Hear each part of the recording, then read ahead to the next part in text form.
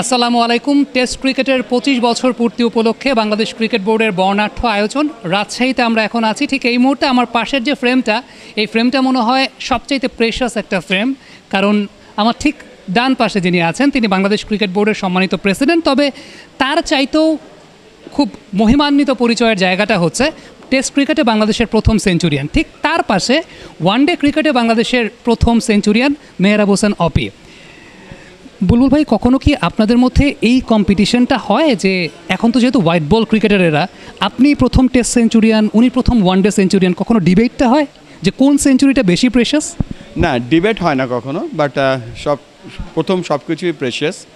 এবং এখন যদি কেউ টি-20 ক্রিকেট ফলো করে আর কেউ আমার ম্যাচটা অ্যানালাইসিস করে যে 500 বল খেলেছে, 8 ঘন্টা ব্যাটিং করেছে, বলবে এটা কোনো ইনিংস হলো। আবার অপির যে ইনিংসটা ছিল সেটা প্রেসিয়াস এই জন্য যে এখন টি-20 ক্রিকেটের সাথে 50-50 ক্রিকেটের কিছুটা মিল আছে, but test cricket is different cricket. এবং অফকোর্স কম্পেয়ার করি না কখনো, বাট দুজনের আমরা খুব ভাগ্যবান যে দুজনে সেঞ্চুরি করতে পেরেছিলাম বাংলাদেশের জন্য। অপি ভাই, কোন সেঞ্চুরিটাকে সুপিরিয়র মনে হয় আপনার কাছে, হোয়াইট বল ক্রিকেটের সেঞ্চুরি নাকি রেড বল ক্রিকেটের সেঞ্চুরি? ক্রিকেট খেলাটা যখন শুরু করেছিলাম তখন কিন্তু রেড বল ক্রিকেটেই শুরু করেছিলাম। দুটোই প্রিশিয়াস, কিন্তু তারপরে আমি বলবো রেড বল ক্রিকেটেরটা এই কারণেই, ক্রিকেট যখন শুরু হয়েছে তখন থেকে কিন্তু রেড বলেই শুরু হয়েছিল।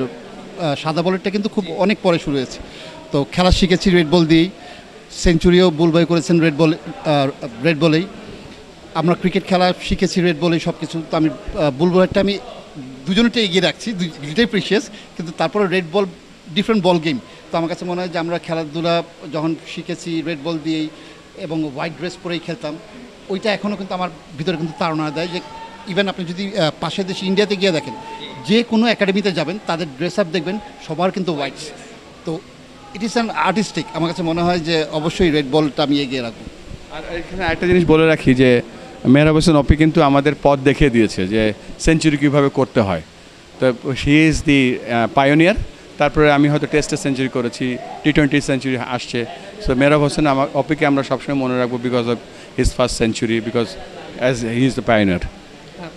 লাস্ট একটা কোয়েশ্চেন জিজ্ঞেস করতে চাই, সেটা হচ্ছে আপনি যেদিন সেঞ্চুরি করেন, অপি ভাই সেদিন 8 কিংবা 9 রান করেছিলেন, আমি স্কোরটা আমার ঠিক মতো মনে নেই। আবার অপি ভাই যেদিন সেঞ্চুরি করেছেন, আপনি সেদিন হয়তো বা 8 বা 9 রান করেছেন। এটা কি দুজনের মধ্যে এরকম কোনো যুক্তি থাকতো নাকি যে একজন ভালো খেললে আরেকজন সেদিন খারাপ খেলবেন?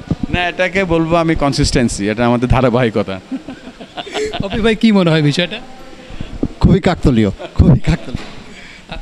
লাস্টলি, টেস্ট ক্রিকেটের 25 বছর পূর্তি আজকে আমরা রাজশাহীতে একই সময়ে প্রথম ওয়ানডে সেঞ্চুরিয়ান, প্রথম টেস্ট সেঞ্চুরিয়ানকে পেয়েছি।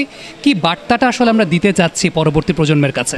দেখেন, ওই অপি যে কথাটা বললো কাকতালীয়, দেখেন আজকে 25 বছরের যে পূর্তি আমরা করতে যাচ্ছি দেশব্যাপী, এবং এই যে টেস্ট ক্রিকেটটা যে অরিজিনাল ক্রিকেট, টেস্ট ক্রিকেটের মাধ্যমে যে মানুষের টেম্পারামেন্ট, ধৈর্য, ক্রিকেট স্কিল কত প্রখর বা কত ডিপ থাকতে পারলে টেস্ট ক্রিকেট খেলতে পারে। তবে এই জিনিসটার সাথে সাথে আজকের এই যে কাকতালীয় আবার বলছি এই জন্য যে আমরা দুজনেই ওই ফার্স্ট টেস্ট খেলেছিলাম এবং দুজনেই আজকে এখানে উপস্থিত আছে, এটা আমার কাছে বেশ ভালো লাগছে। Thank you so much, thank you so much. দর্শক, আজকে টেস্ট ক্রিকেটের প্রথম সেঞ্চুরিয়ান, ওয়ানডে ক্রিকেটের প্রথম সেঞ্চুরিয়ানকে একটা ফ্রেমে পেয়েছি। জানি না এই সুযোগ সবসময় খুব বেশি হয় না, আশা করছি আপনারা উপভোগ করেছেন।